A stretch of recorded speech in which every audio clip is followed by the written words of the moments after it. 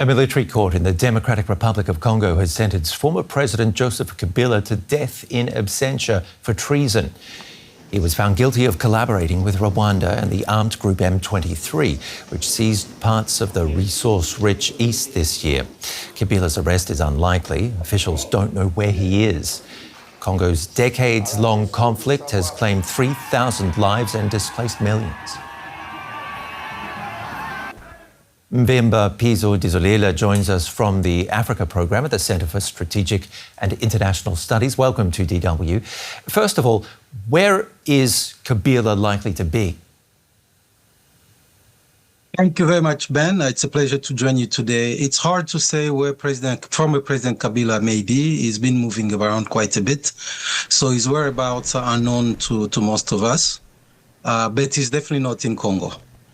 Okay, so why the ruling in absentia and the fines for damages, which go into the tens of billions of dollars when authorities are well aware they're not going to get that money and they're not going to get him?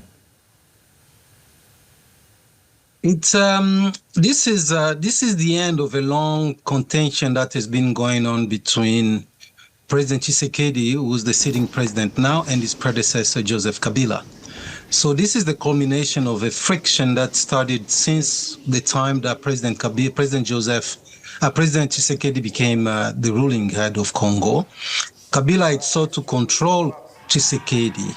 As we remember, some of the grievances, in fact, that Corneille Nangaa, who's the leader of the rebellion, the M23 rebellion, said that there was a deal that was brokered between Tshisekedi and Kabila in 2018 when the election happened and Tshisekedi became president in 2019, and that deal was such as there will be some kind of power sharing between the two. I think Kabila is sought to control Tshisekedi, and that did not work out, and the conflict actually goes back to there. As of the latest is due to the support that Kabila has lent to the M23. Kabila, who had fought the M23 in 2012, now says that the M23 has legitimate claims and the DRC should engage with them. So does this ruling have some sort of political implications?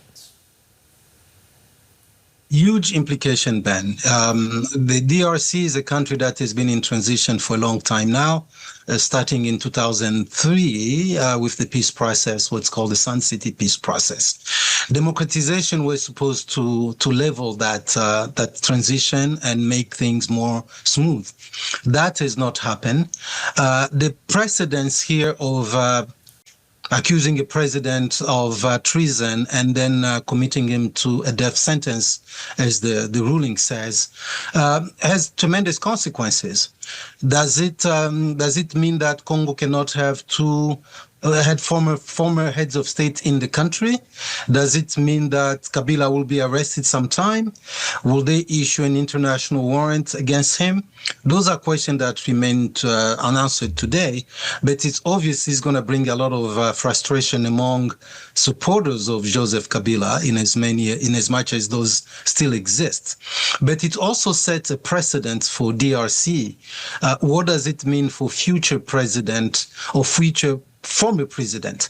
At the same time, you have to ask yourself, what is President Kabila, former President Kabila, doing? What exactly is motivating him to take the steps that he's taken as of late, allying himself with rebels, addressing the nation as if he was a sitting president, settling in the Kivus and holding popular consultations in territories that are occupied by the enemies of his own state? What does that mean? Those are very tough questions to answer. Mvemba, just briefly, could this ruling bring more unrest?